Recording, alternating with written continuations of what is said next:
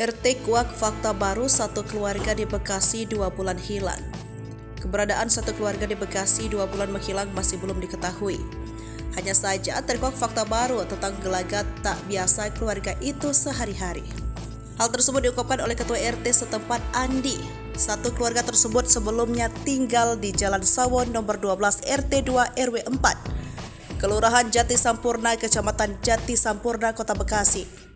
Mereka sudah tidak ada kabar sejak Mei 2023. Adapun satu keluarga tersebut terdiri dari suami sekaligus ayah berinisial KF 35 tahun, istri sekaligus ibu GSR 34 tahun dan dua anak mereka yang masih kecil.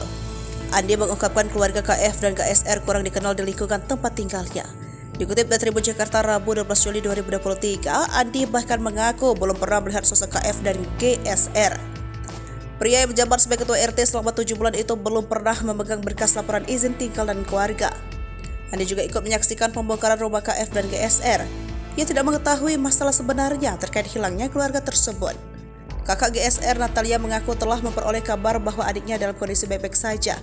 Ia mengaku pesan dari adiknya itu dikirim via WhatsApp pada Selasa 11 Juli 2023. Kemudian sudah mendapat kabar, Natalia mengaku masih belum mengetahui keberadaan keluarga adiknya itu.